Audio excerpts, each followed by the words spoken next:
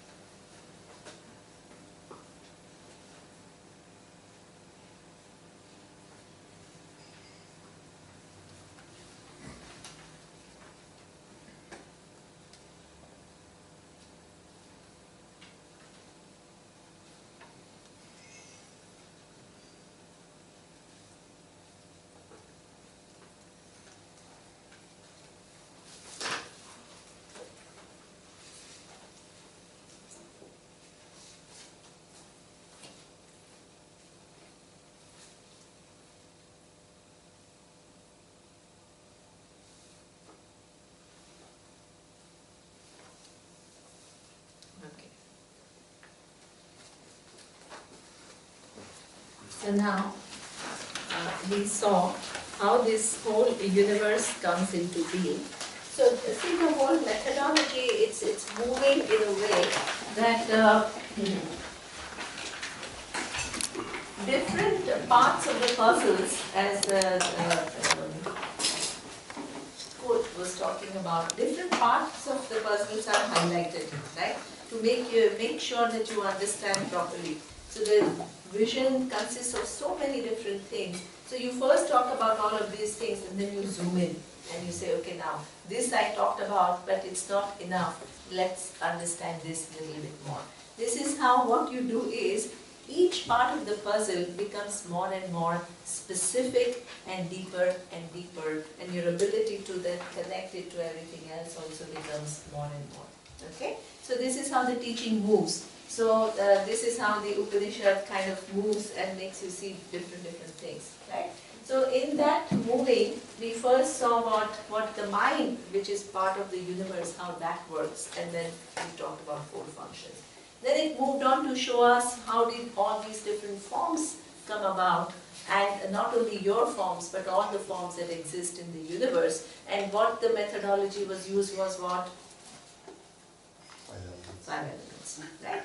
5 elements methodology was used to make you see that, hey, everything that you see, which is all these different forms, where they come from, and also some relationships of, how these 5 elements are actually really related to our physical body and subtle body was also something that we saw. Okay? Now, what the next verse? Purusha eva idam vishva karma tapaha brahma para amrutam etat yo vedaha nihitam guhayam saha avidya granthim vikarita iha saumya. Which is very interesting, because what he is doing now is, okay, now this world that we included Now, Rudra gave me a very good tool. I have this whole conceptual chart, and all I have to do is to keep referring to it. So he did a very big service to me.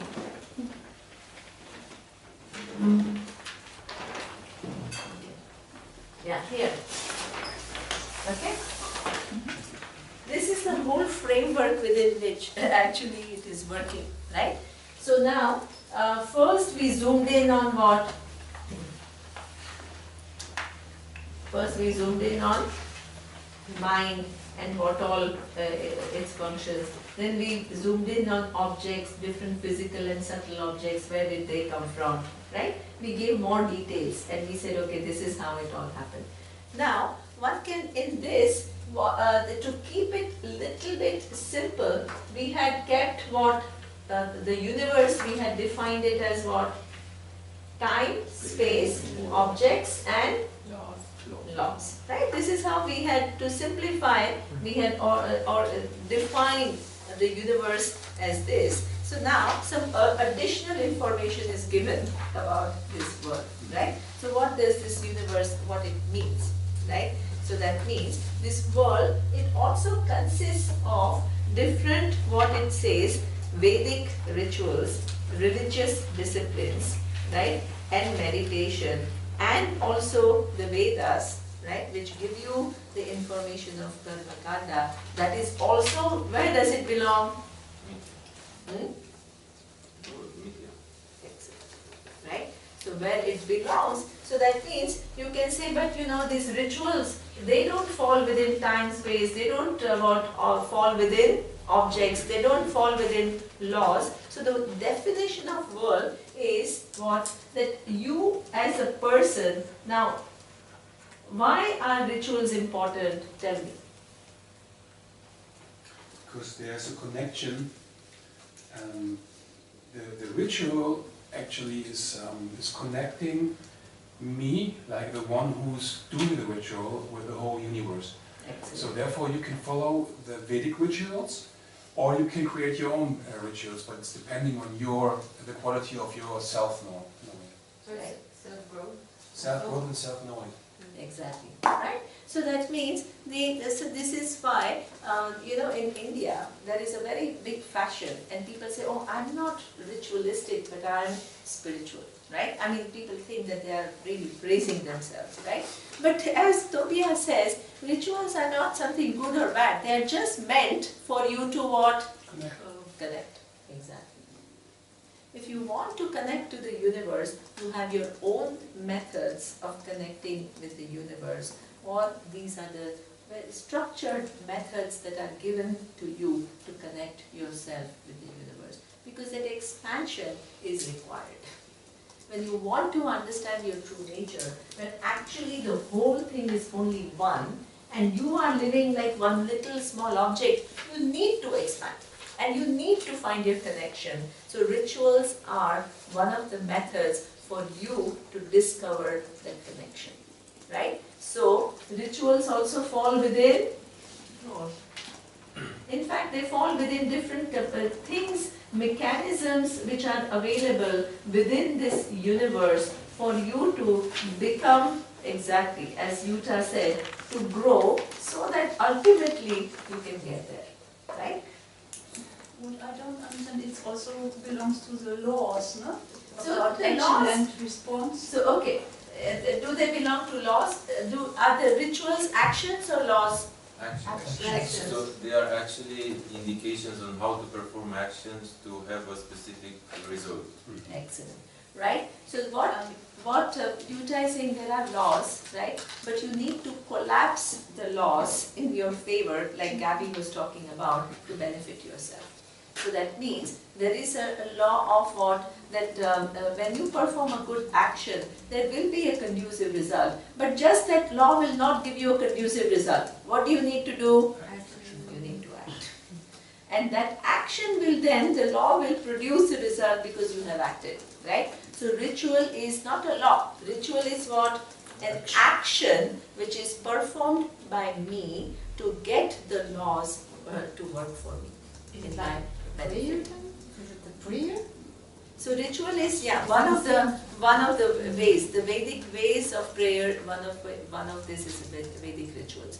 Rituals involve the fires, and then Vedic rituals involve you offer to the fire. So they are very specific. Yeah. So, but it could mean any prayer. Yeah, it could mean any prayer. Anybody else has a question? Yeah. You said prayer or the rituals are actions from the individual, from coming from me, in order to make the law working for me. Exactly. So what it means is, okay, now I will have to explain. Suppose, see, we do it all the time, forget Vedas, right? We know the law of gravity, okay? Now this law of gravity, suppose you can't afford not to know it. Because if you don't know it, what's going to happen? You'll try to jump from 10th floor and then you'll fall. It will work regardless of whether you know it or not, right? So now, the smart living is what? You have to know the presence of law of gravity. And by knowing it, what all you can accomplish? Tell me. Fly, walk. By knowing the laws of gravity, how you can smartly use this law, the knowledge of law of gravity. Tell me, in how many different ways? Well, you can, for example, sit down in peace in your house and study the scriptures without flying up into the clouds. Wonderful, right? So that means you free yourself from the fear that, while studying, I'm going to what? Suppose your mind is neurotic, right? You said, oh, what if I start flying, right? So that when you know the laws of gravity, you will say, hey, something will hold me to the ground, so I'm not in danger, right? So that means it will allow you to what kind of, relax and not have fear of flying off somewhere the next minute, because it will hold you to ground, right? But Neema, Yes. this is working for you even if you don't know, because it's working anyway. So that means, see, the laws of gravity may, but what happens is law of karma and dharma. Dharma you need to draw from. Connection is something that you don't know anyway. So you can perform some specific actions to what actually benefit from the laws. Okay? But let's go along a little bit more. What is the other thing that you would do? If I throw my garbage in the bucket, I imagine. I know the law of gravity, Okay, so she says she can position it properly, right? So suppose she wants it to fall here, she will not drop it there. The law of gravity works in a way that it will, she will position her garbage in a way that it falls only in the bucket and not somewhere else, right? So she will do many actions, actually incorporate the knowledge of laws of gravity, okay? I was thinking I would take the stairs and not jump from the Yeah, first floor. exactly. It will protect me. Right, absolutely. So that means suppose you know the laws of gravity, you will not jump from the 10th floor, you will take the stairs. These are all the different things that we can do. So the laws are there, but we are constantly using the knowledge of the laws in order to what? Help ourselves, right, in our actions. Now, what is the highest you can do by knowing the laws of gravity? Send the rocket to the space. This is what we call human mind. It is given so many options to use these laws of gravity, right? So that means the very laws of gravity which takes you down, you use that knowledge to what? Go up. And how far you can go up? Very far. Depending on the laws Outside. of gravity. Can you send the rocket in the space without the knowledge of gravity? You have to learn to work with it. This is what we call human potential.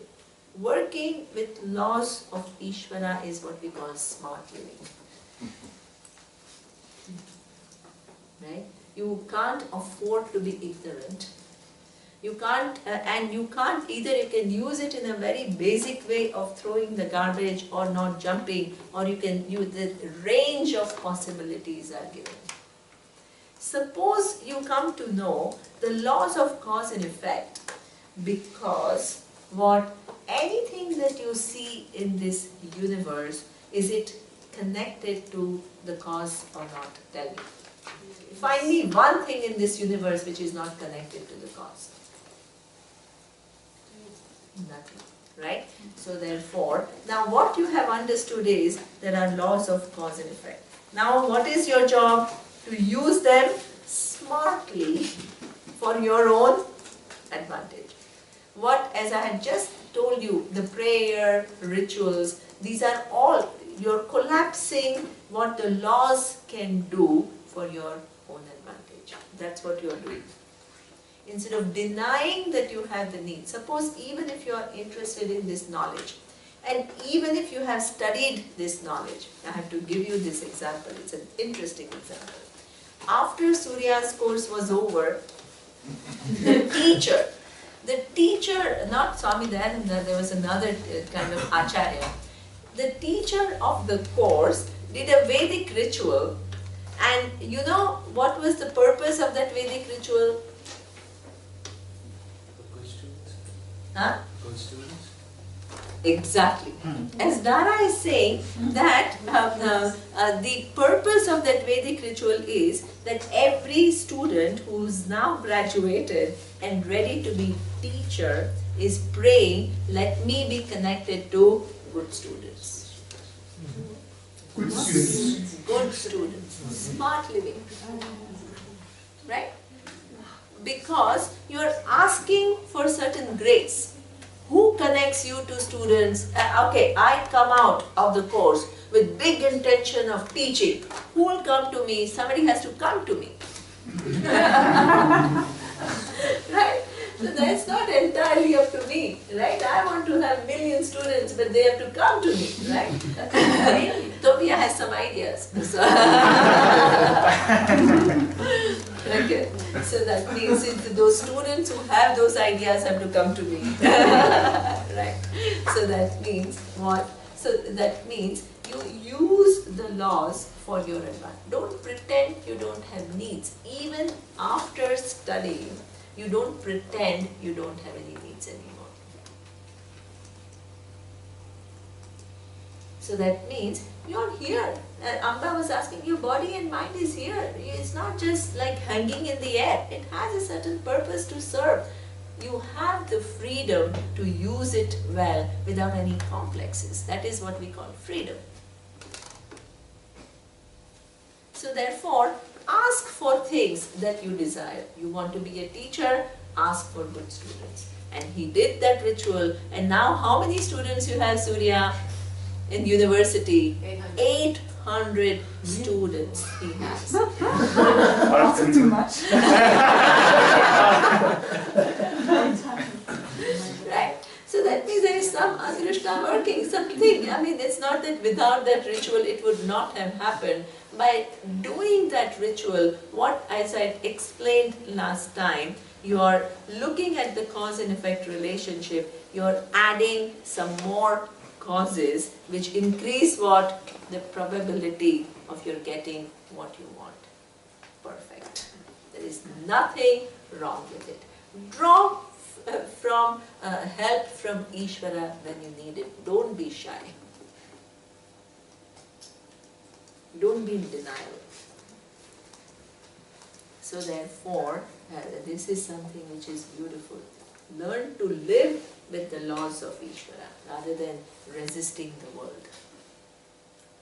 So this is why these Vedic rituals, and one good thing is, I think last time Ute asked me, or I don't know, somebody asked me, no, it was Christian who asked me, right? She asked me, which was a very important question, because maybe I didn't answer it. So she says, how do I know? That was a good question. Now suppose I do Vedic ritual, how do I know that it goes towards giving me qualified students? Because I have other needs also. I'm looking for a house, I'm also looking for a place, you know. So how do I know it goes only here and not anywhere else? It is done through what we call sankalpa. Every Vedic prayer begins, or any prayer actually, begins with what? Your iteration of why I'm doing this prayer. What I want it to go towards. Intention. Intention. Specific. Specific intention. Right? Because what's in fashion is, why should don't I become selfish if I ask for certain things? How will you answer that question? No, No. Why not, Ruxandra? because how will I get what I want if I don't even know what I want? For example, if I'm not asking for what I want, how will I get it? Exactly. This universe is where I'm supposed to guess what I want, and Exactly. Right? What she's saying is absolutely right. Suppose you want to teach. What's wrong in asking for a meeting with good students? Are you doing anything? Are you being selfish? No. So take out all these funny ideas that we all carry. Oh, if I ask for something, I'm selfish. The other argument is, oh, God already knows. Hey, God is not here running your life. You are running your life. And you may have hundreds of different things, right? You want good students. You also want to find a good place to stay. You also want to find a right city to be in. You want so many things. Now, why? God is not some uncle who will drop everything from the sky for whatever you need, right? So you need to first work for it. And you also need to add that prayer, saying, this prayer is for me getting good students. You can do another prayer and you can say this prayer is for me finding a good place to stay. It's okay. So sankalpa, the intention, iterating your intention is the one which channels that prayer for that particular cause. It's called channeling. So sankalpa is, this is what I want it for. This is what I want to get it towards. And this channeling is so important, you can even pray for others. It's beautiful. You can say, this prayer I want to go towards well-being of court, for example. Right? So it's not like I always only have to pray for myself. I can channel. Suppose somebody is sick, you can pray for that person.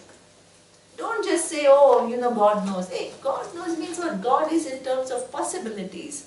Who explained? Don't think about God as this uncle. What is said here in the Upanishads itself is without any hands, without any mind, without any intentions. Don't attribute things on that. Work for what you want to achieve in life. First, know what you want to achieve in life. Work for what you want to achieve in life, and ask for help from Ishvara when you feel that you are helpless. This is what we call smart living. Okay, all these hands rising. Okay, Stefan. When you say pray to Ishvara, we did this morning also meditation, which involved Ishvara, and Surya talked about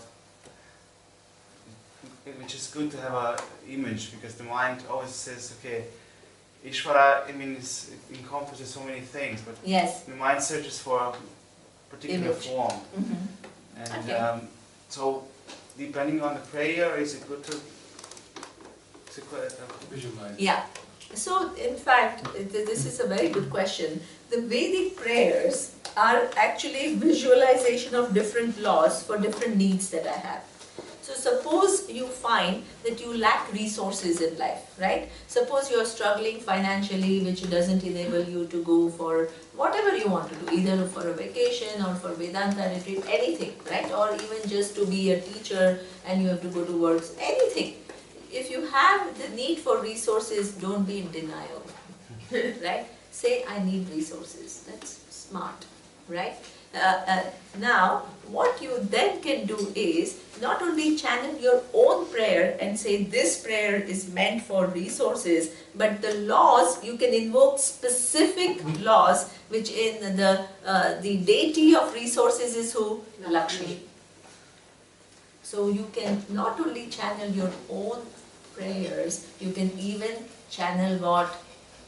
The laws. That you can say, this prayer is for Lakshmi, for me to have wealth. And what is amazing about Vedic prayers is, not only it understands that you need resources, it also further divides the needs of resources into other subcategories. So that means the more specific that you get, the better results you get. It's like action, right? You want to become an engineer and you are studying football. How is it? Somehow it is related. Yes, it is related because it will give you mental alertness and things like that. But it's not direct. The more and more you begin to identify what you want to be and channel your efforts strategically and specifically, that you increase the chances. That's all. It's just very common sense. Don't imagine some big things, right? So now, even if you want to have resources, these resources themselves are so many different kinds of resources. Even if you have not thought of it, the Vedas have thought of it. And they said, hey, which kind of resources do you want? Do you want financial resources? Do you want to have assets? In the Vedic times, the assets were what? Cows, right? The cattle, right? So those were the... So first, not only ask for resources, you can even get even further specific, right? Then you have what we call, this is what we call the Gruha Lakshmi. What is Gruha Lakshmi? A good home. Suppose you have a lot of money and you have a lot of assets, but your home is a mess. It's still a disadvantage. So then you can ask for a good home. What does a good home mean? Either you can just ask for a beautiful home with beautiful artwork and on the seashore and beautiful with glass windows. You can do that. That also is well. But you can also ask for good relationships in home. A home is a home where everybody wants to come to that place and everybody feels supported, secured, well looked after. So Leena yesterday told me she had a very loving mother. That's a beautiful thing. It's a wealth, it's a resource. Enjoy it. Don't be in denial. I mean, that comes not easily. Somebody finds in the childhood a loving person who knows how to love you, how to give you that self-esteem, how to give you that security. That person is blessed. Even Andre told me he has a very loving mother, and that's why he's always cheerful. Right? So it's nice, lovely. Please begin to enjoy all these resources that are generosity, all the resources that are endowed on you. If you feel that you lack some, ask for help through prayers and rituals. This is how you live with fullness. How will fullness come if you feel lack and emptiness and helplessness? It will not just come like that. You have to help yourself. Right? So therefore, you have Gruha Lakshmi, a good home where there is love, there is care, there is nurturing. Right? Then you can ask for Santana Lakshmi. What is Santana Lakshmi? Suppose you want to have nice kids. Wonderful, ask for it. Right? Good kids. They're not just some kids. Right?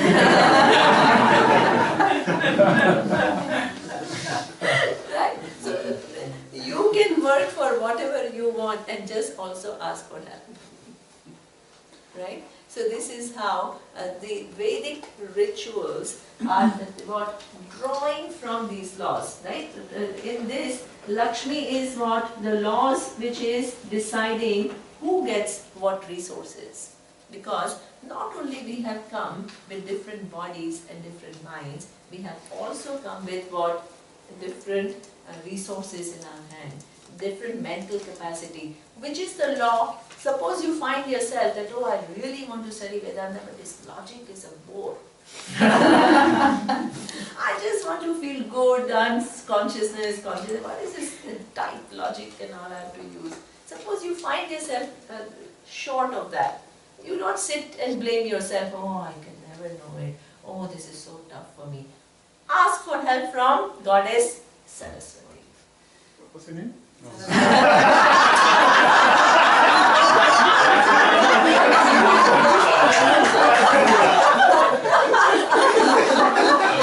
Let's pray together.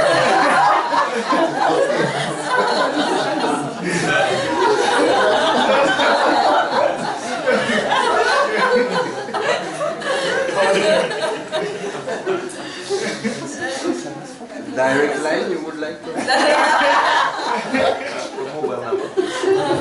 I can purchase you like an altar for your house. Actually, altar. I have one at home you can get. Okay, so that means whichever lack you have, whatever you feel, just work on it, enjoy it, ask for help, right? This is how you begin to feel full, this is how you begin to feel good, and this is how then the Ishvara begins to be all reality. Just learn to live with Ishvara. Alignment with Ishvara doesn't mean that you have to keep just doing bhajans. It means that you have to see the presence of Ishvara in so many different ways and use that knowledge for where you want to be. This is why, as I told you, suppose you want the world to not suffer so much because you are a sensitive human being. Now, you know that you can't control everything, right? You know that you have no power over all these world leaders and all that. So, what you do, at least do your one prayer, right? That's all. Wonderful. So that means we have every night we do this prayer. Loka samasta sukhino bhavantu. What are we praying? Let everybody be happy. Whether I know that person or not, I am sending my intention to everybody. Wonderful. Right? So this is how so many different prayers for so many different reasons. And in fact, even when you even when you are studying Vedanta, Swamiji told us that there is one prayer which will keep you going. Because when you have an opportunity like studying this amazing knowledge from an absolutely genius teacher like Swamiji, your papas can kick in and it will not enable you to study. Either you'll have a headache one day, next day you will have something, fever, third day your issues will arise, all kinds of things can happen. And how to put it all under check? Right? How to put it down? Charlotte is saying yes. How to put it all under check? So you pray to what he used to say, do Rudram. Rudram is a Vedic prayer which is meant for Rudra. What is Rudra? Lord Shiva, which is invoked in the form of what? That destroying power. Right? So now, generally, what's our relationship with a force of destruction? We're afraid of it. Yes, we are afraid of it. We want to stay away from destruction. Now, the whole Vedic life is all about conversion, right? How do you convert? See, you can't get rid of this fear of destruction. It's so natural. It's so normal. Everybody, whether they recognize or not, they have some fear of destruction, right? Now, so you can't say, oh, I want to get rid of this destruction. Hey, you need to be intelligent and you have to begin to see the indispensability of force of destruction in this world. The very fact that you have grown up means what has happened, the little child that was born, that form is right now as though gone. Right? Otherwise, you will be only in that stage. That stage had to give its way for a teenager to come into being. The teenager had to go in order for adult to come into being. without going, the new things cannot come. So that means going is what we call as though destruction or transformation. For a next thing to come, the previous thing has to go. For the next lunch time to come, right, this 12:30 moment has to still wait for 30 minutes, right, for that moment to come. Each moment now will go and give its way to the next moment, and one time 1 o'clock will happen. Right? So therefore, destruction, without destruction, there is absolutely nothing in this universe which is possible. One day cannot change to next day. The previous day is gone, where you were all dancing, right? It is gone. And it has given way to today, where you are sitting and listening again, right? So that means this destruction is such an indispensable force in the creation, and if I begin to see its utility, what will happen to my fear? I don't need to fight it. What will happen? Understanding. Exactly. The understanding which leads to a different relationship. Right? So this is what we call conversion. Conversion means you don't resist. It's like judo. How does judo work? You use the very force and how you turn it to your own advantage. Perfect. Prayers and rituals. Same principle. You first understand the force and then use it to your advantage. So therefore, now, not only you need to see the indispensability of it, you now also have to begin to use that force of destruction in your own advantage. How will you do it? You ask for, Praying. yeah, of course, but you ask for the help to destroy your ignorance. Superb. Excellent. Excellent. The very destructive force, now that you have understood that it is indispensable, now you ask its help. Suppose you want to destroy all these poor self-image that you are suffering from, and you are working for it, but you ask its help. To say, hey, I'm retelling my story, but the feeling still has a little bit, it lasts a little longer, there's a little more hangover. So help me in this whole process. You ask for help.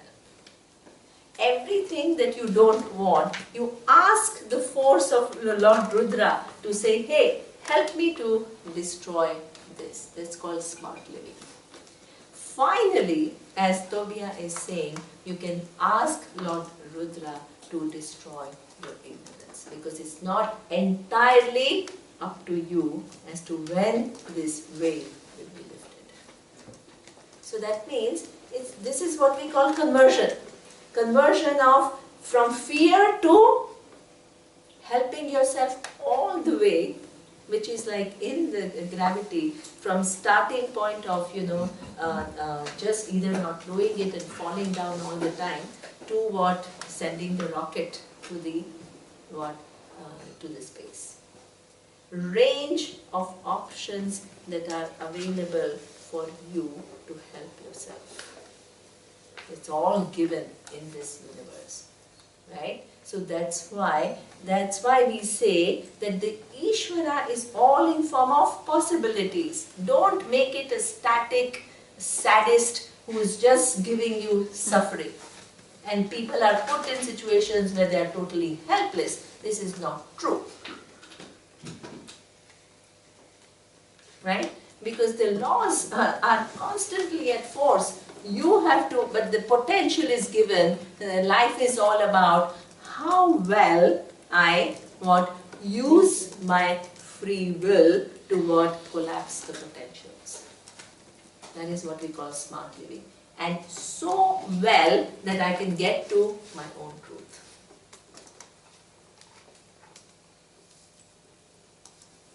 Okay? So this is why what it says is these Vedic rituals, the religious disciplines, and the meditation, right? What is, again, the religious disciplines, what are they meant for? What are, first of all, let's talk about what are those religious disciplines. Tapas? Excellent. What is tapas? True. What is tapas?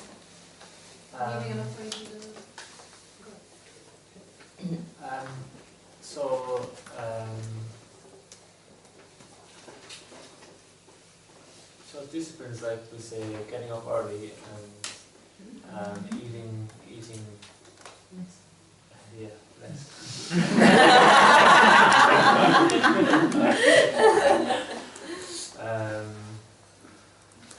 Or even meditation, these kind of things. Meditation is mentioned a little later, Okay. but yeah. Okay, yeah. One of the reasons for rituals is to acknowledge the presence of Ishvara. In other words, keeping one's mind on that power which facilitates the actions of a person, his free will. So therefore it constantly keeps the mind away from artha, kama, and lower desires into the vision of oneness. So it can help the person go through hard times. Carl is not too convinced. Not to stay away from them, to use them, we have said. And tapas means useful discipline in eating, sleeping, speech, and so on. I wasn't referring to tapas, I was referring to another reason for rituals. Okay, I asked Okay. a question. Okay. See, Vedic rituals can also be used for, there is for getting clarity for knowledge, right? So that means that you want to say that, hey, let that be my primary pursuit and let me not get distracted by other things in the world. And that's valid, right? But that's a valid thing. But the thing is that everything else, if you don't have proper relationship with it, it becomes a source of distraction. If you have a proper relationship with it, by definition it is not a distraction. So any resource that is given to you, it can become potentially a distraction if your whole goal is now, I have a house in Melbourne and I want to build a villa, and in order to build this villa you're so busy, and then once you have a villa you have no time for Vedanta because now you want to have a wife, and then you want to have a kid, and then you want to have a nice car for them. So what happens is, these resources, what happens, they become distraction, right? If you lose sight. But suppose you want to study Vedanta and you have no resources, what will happen? It will again come in your way of studying Vedanta. You have to go from Sydney to Germany, and if you have no resources, what will happen? No Vedanta. So that means you can't label resources and other things, artha, right, as such something which is going to distract you. And in the end, it really depends upon how you use them, right? So this is how you begin to have proper relationship with everything. Nothing is totally useless also, right? And like last night, Tobiya was saying, all these entertainment that we did, that he said, yeah, you need to relax, then you can learn really well. If the whole focus of this retreat became only dancing and going and swimming and all, that is distraction, yes, right? But for 15-20 minutes when you just relax and have a good time, it's not called bad, right? Please understand.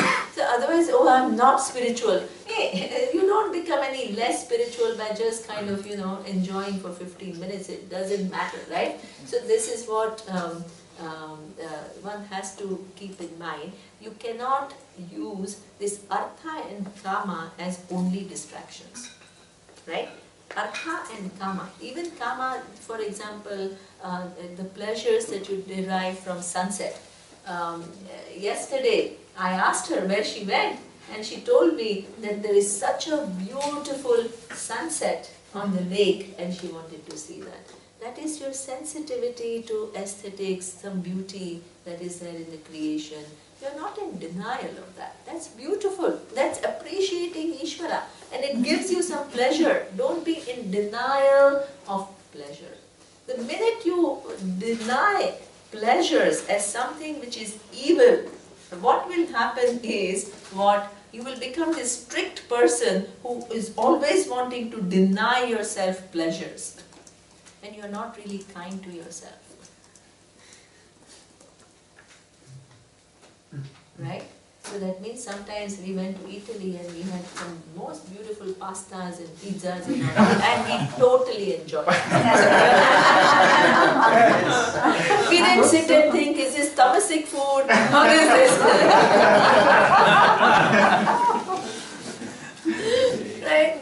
Just don't make your life difficult by all these labels. Right? As long as you don't kill an animal, it's fine, right? Somebody doesn't have to die for you to enjoy pasta. It's perfect.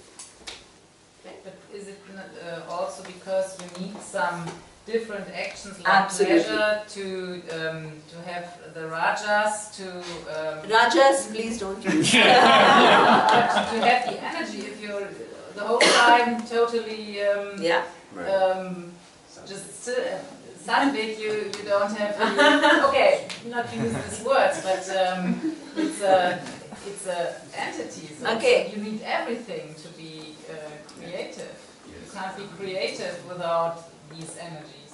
Exactly.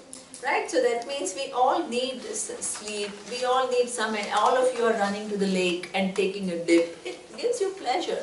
Is there anything wrong with that? Please don't make it problematic. Right? Somebody goes jogging, it's all wonderful. It's all part of little pleasure, little relaxation. Don't be so hard on yourself that hey, you can't indulge in things, right? So that means you have to begin to relax. And therefore, but with the same thing, your whole life cannot be committed only to pleasures. That is also a fact. That is also equally important, right? Your whole life from morning to evening becomes hedonist, where you just now have a nice coffee, and then you meet some friends, and then at night you go out for dinner and drink a couple of glasses of wine every night. And then go now little dancing, and the whole day goes only like that. And for days after days after days after days, then yes, there is some, So that means the pleasure, if you lose sight, they become right. But pleasures as such, it's a gift from Ishvara. That you are able to just enjoy the beauty, you are able to derive, this soccer match, that people were all so excited, right, who's winning. It's wonderful. Don't think that, I have to sit in my room whole day and just only study, and only then I'm sattvic. I'm going to put an end to this use of sattva, rajas and tamas by asking, I'm teaching you something. Because I hear it again and again and again, and you really need to know what it really means. And then you use it right. You use it in a way it is meant to be used. Yeah. So I will explain that also. Okay. Now, so to come back to you, yes, you don't want them to turn into distractions, but you also don't want to see them as some evil things which are taking you away from your self-knowledge. Yeah. So that's when you begin to relax in the order of Ishvara. You're neither in a denial of things, nor you're completely carried away by things. And whatever gifts that are given to you in terms of financial resources, in terms of buddhi, they are all used wisely and for the benefit of others. Then you relax and you do what you have to do, but you don't have to be in denial. Yeah? So the Vedic rituals, you can reiterate that yes, my primary commitment is to knowledge. That's beautiful. But that doesn't necessarily entail that you have to have this, see everything else as only a distraction. They can actually help you in this pursuit also. Yeah? Is it clear? Okay. Yes. And therefore tapas is really helpful, because tapas, maybe I can say, makes your... for the first time it's really challenging to practice tapas, and the result is it makes you strong, your mind strong, and that's it's helpful to deal with the pleasure and all the things. Excellent. Excellent. Could you give an Excellent. example? Because So not very good. everybody knows Yeah, what tapas yeah, yeah, okay. So tapas by definition it means a certain disciplines that you actively initiate in order for you to have a certain mastery over your being, because one of the problems with engaging in artha and kama is you have a tendency to get completely carried away. So you lose sight, right? So now, what is the purpose of tapas?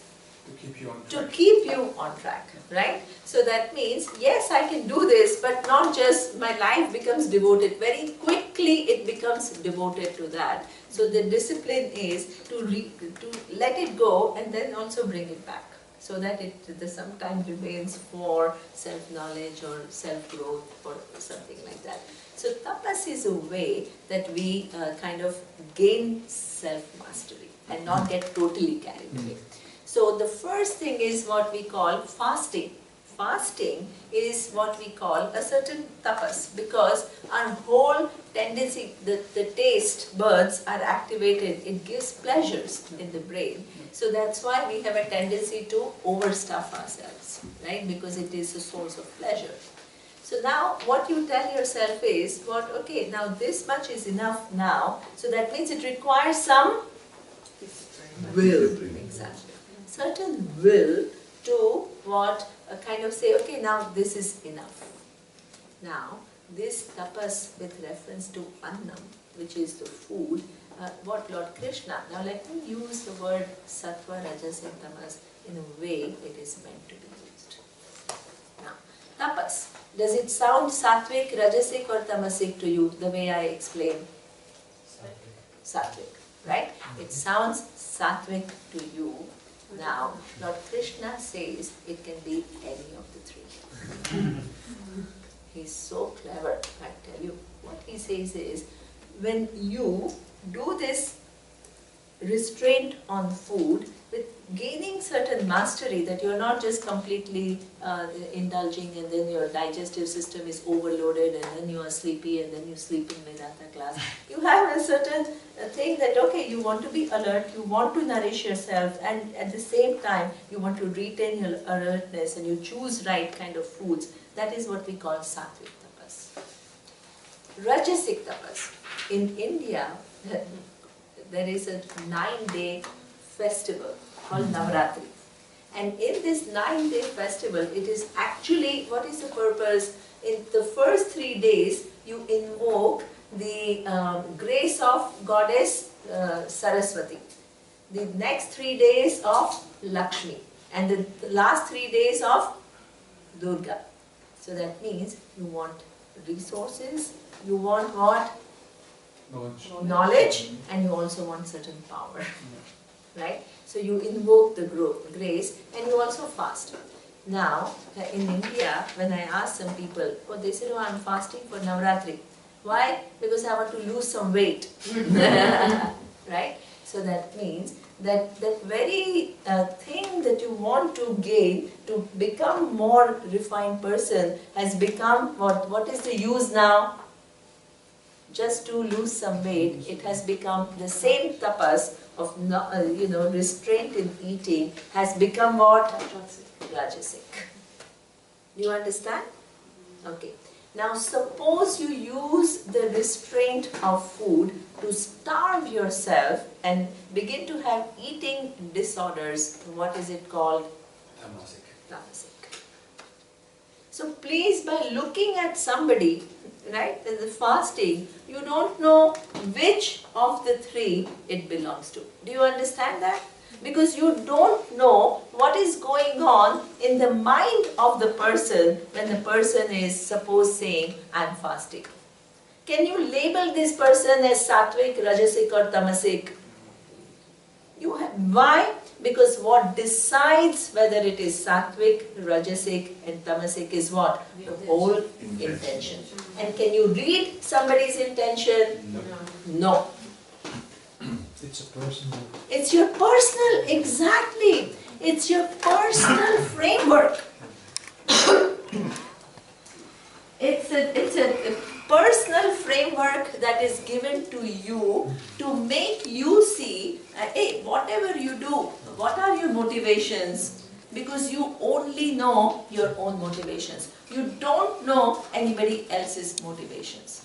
This is why you have no this thing to label people sattvic, rajasic and tamasic. Who are you? What gives you that right to give labels to people? And what do you even know about them? You hardly even know your own complexities. What do you know about them? Just because a person is standing, oh, he's rajasic. What is this?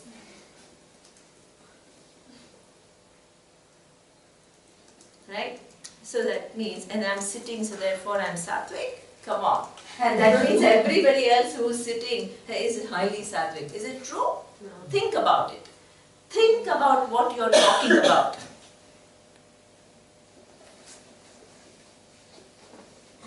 So that means, even with reference to dhanam, an act of giving, what as Lord Krishna says, it can be sattvic. It seems as though the act of giving is only sattvic. It seems like a noble activity. But what Lord Krishna says is, what the act of giving can be done with only your well-being in mind. I have no other agenda. That act of giving becomes what? Sattvic. Yes? Like the Papa example is good, like really. Sorry? The example you gave with the Papa. With the Papa? Papada. Yeah. Yes. So it's related to it because the intention of the guy who was just giving it away was just to to show like certain things. So you could say he's like he's like someone who would like to help other people, but if you do it just to show that you're like bigger or Yeah, exactly. So right? yeah, you exactly. never know. You never know. You never know. Absolutely. Right? So therefore, I can give just because I have your well-being in mind. I can give because I want to become famous as a giver. Or I can give because later on I want to manipulate you. Or I'm totally non-discriminative in this act of giving. I give to wrong people. Right? So therefore, the act of giving itself, you cannot categorize in what? Sattvic, rajasic, or tamasic. What will decide is what? The intention, the motivation, the discerning with which it is done, right? In India, what is interesting is, now it's very difficult to send foreign donations. Why? Because many of the foreign donations were given to terrorist organizations to promote terrorist activities. So that means it is coming in the name of donations. But what is the intention? Destruction. You see that? Complexities in the world.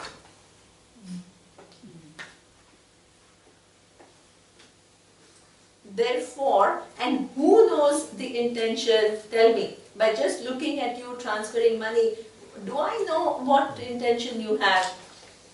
You don't know. So therefore, what is this sattva, rajas, tamas framework is not meant for you to give labels to anybody.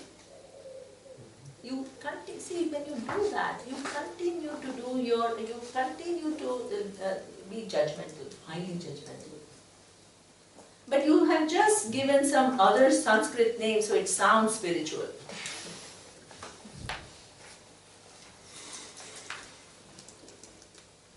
Right? So therefore, it is the whole framework, which is a beautiful framework, which is given by Lord Krishna, is only to make you see where you are in your self-growth. When you are doing things, are you really, what are your real motivations? Dig a little bit deeper. And make sure that they are as noble as possible.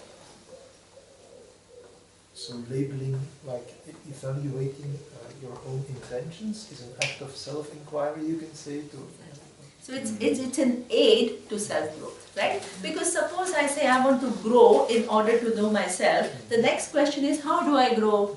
How do I even know that I'm growing or not, right? So certain frameworks are given. Several frameworks are given. So one is what? Dharma. So that means your ability to stay with Samanya and Swadharma, you're finding your connection. This is one framework where you can see how much I have grown. The other framework is what? Raga Dvesha, which shows you how much are you getting carried away with emotions and how much you are able to keep a certain goal in mind. These are frameworks which help you to assess your self-growth, right? Your emotional maturity, how there is raga, there is bhaya, krodha, there is a mention of all of them, sukha, dukkha. So that means, where are you in terms of your emotional growth? Then there is another framework which is given, which is what? Sattva, Rajas, Tamas. What are the motivations with which you do what you do? These are different frameworks given to you to kind of embark on a journey of self-growth and assess where you are. It is meant only for that. Is it the same with the values? It is same with values, right? The values are meant exactly for that, right? It's not meant to say this person is doing himsa. Hey, you don't know. Like this is what Andre was saying, that it may seem as though when you see this man in jail in Tolstoy's story, what is your immediate assumption? That he must have done something really bad. Right? But what you really don't know is this whole story, which starts with a father who's got nothing to do with this man in the jail. You see that? So what right does it give to give all these names? Oh, this man is in jail, he's tamasic. Hey, who are you?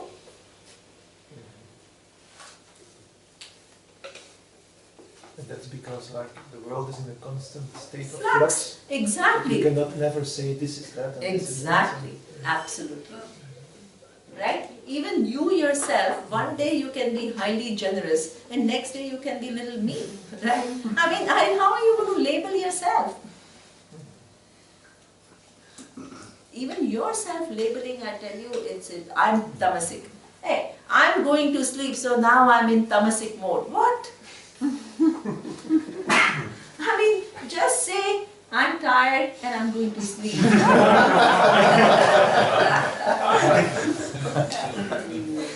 Don't place these terms, don't load yourself with these terms and make your life so difficult, right?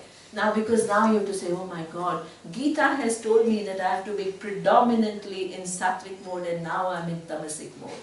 I mean, really.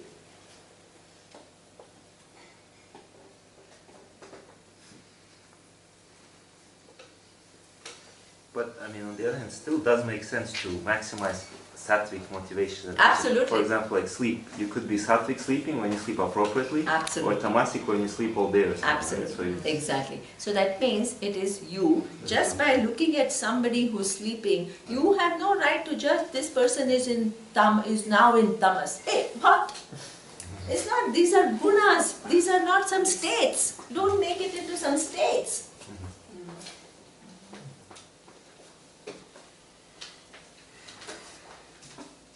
Right? So that means that the highly sattvic person can be sleeping, or a highly tamasic person can also be sleeping. And just by looking at the act of sleeping, you can't label anything.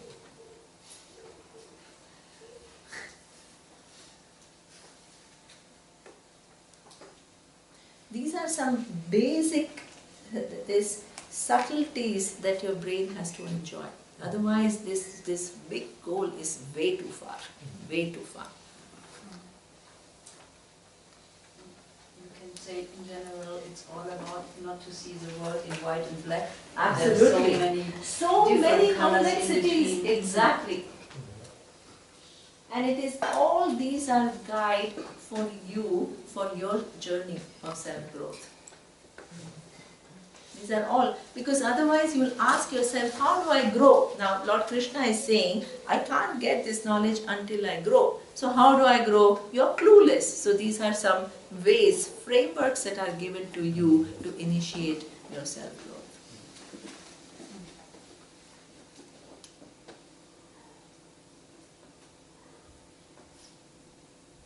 This might not be the time and other people might not be interested, but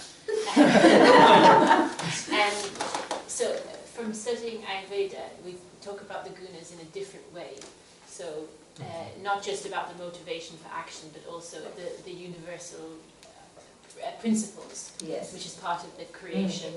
Yeah. So exactly. Yeah. Wonderful. So that means Ayurveda uses these terms and uses them in a very specific manner, right? So therefore it's wonderful, because in that system, those definitions work within that system. So it's not like then when these words are used in Vedanta, they are used differently, because the purpose is different, right? This is why you cannot in the world start using these terms, because they are specifically meant for that system. They have a specific definition, they have a specific purpose within that given teaching. So wonderful. So you can use it in Ayurveda, which is defined differently, and because it's valid within that system. Wonderful. What is then the exact definition of guna? Okay, gunas actually they refer to certain qualities. So they're indicative. There is no such thing called, see, anything in certain qualities that a human being enjoys. So either the person is just contemplative, somebody who is sensitive, somebody who is generous. So these are what we call, there is one type of person like that, which is what we call qualities. There are some other type of person who is mostly self-centered, somebody who is only self-absorbed a little bit, only looking for one's narrowly defined self-interest. This is what we call another kind of attributes. And there are some people who will not hesitate to hurt others for their own betterment. So these are just kind of indication of different kinds of people and different kinds of qualities they enjoy. And then what is said is, if you really want to get to self-knowledge, predominantly you have to be a person who is sattvic. But that's only for you, because you have to evolve from being whoever you are to predominantly sattvic person. It is not to label activities as sattvic, rajasic and tamasic. It is not meant to label people as sattvic, rajasic, tamasic. That is just totally defeating the purpose. Do you understand what I'm saying? Yeah. But you said it's always in a flux, so it's not like a goal. Like I have to It is a goal. Why? Yeah. Because predominantly you want to become a caring person. Predominantly you want to become an emotionally mature person. Predominantly you want to become a person who is connected to everything else. Predominantly you want to become a person who is able to analyze things clearly. So yes, even though it's in a flux, predominantly you do want to become that person. So it's a good exercise of dharma, in other words, dharmic actions, which cultivate or are of the nature of sattva. Yeah, so dharma is one part, suppose you are more and more able to follow dharma, then yes, you are moving towards being sattvic. But there are some people who follow dharma but emotionally still very immature. So there are so many indicators of being sattvic. It's not just one definition, right? So that means you are sattvic in one area, of which is what your dharma part is clear, but on your emotional maturity part is not. So you have a lot of people who are highly dharmic but very angry. Lot of people. Angry towards the world, angry towards themselves, because, I'm so dharmic but I'm not given the fruit of results. So anger. Right? So that means you have, that's why sattvic itself is multidimensional. There is not one thing which makes you sattvic. So it's a combination of many different things which make you sattvic. And that's why you need to take care of yourself and say, hey, here I'm really good, now I need to take care here. That's how you become predominantly sattvic person, right? But you can only do it yourself within the divine play and stay playful with it. Exactly. Because otherwise it's not going to work. Absolutely. Relax a little, Absolutely. play with yourself, Exactly. play with Ishvara. Absolutely. Right? You have to be alert, and this tapas is kind of a certain way to gain mastery and not become totally carried away with things. But at the same time, you really have to, relax also. Otherwise, in your zeal to be a sattvic person, like every step, am I sattvic here or not? You'll go mad. This is why, without real certain wisdom, spirituality becomes like full of show and a lack of authenticity and lying to yourself and ideas which are just your creation, which have got nothing to do with realities. It's a one bubble. And this is why we stay as normal as possible. Because as it is, the mind's tendency to imagine is too much. You actually have to reduce your imaginations rather than increase your imaginations and start living in some bubble.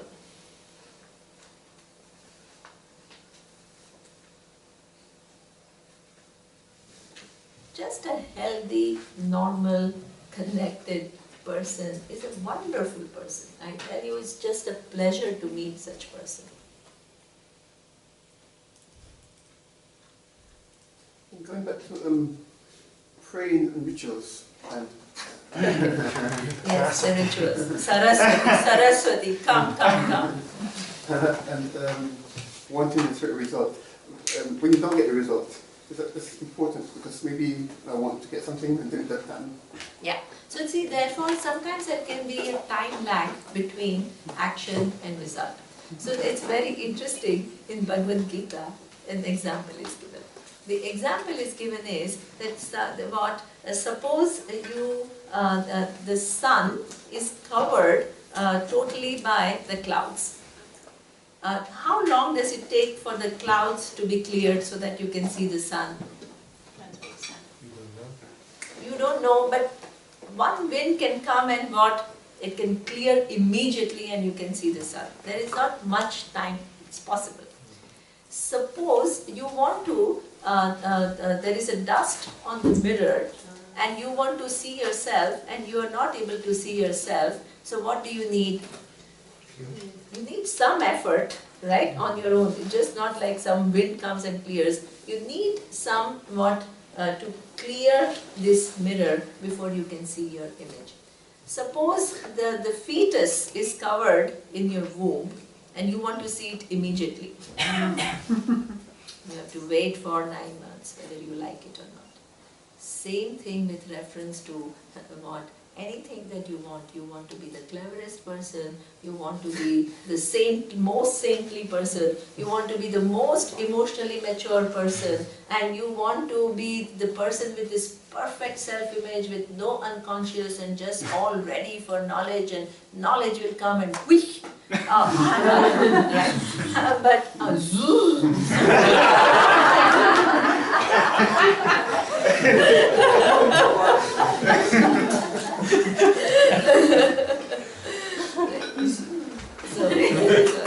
So that means there is some time lag.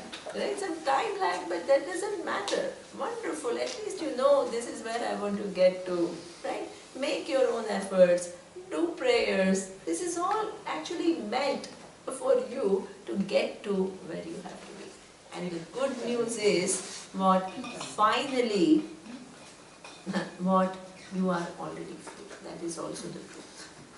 And nobody can take away that freedom from you. Even you can't take away that freedom from you. That is the truth. Okay? Om Purnamadam Purnamidam Purnat Purnamudachyate Purnasya Purnamadaya Purnamevavashishyate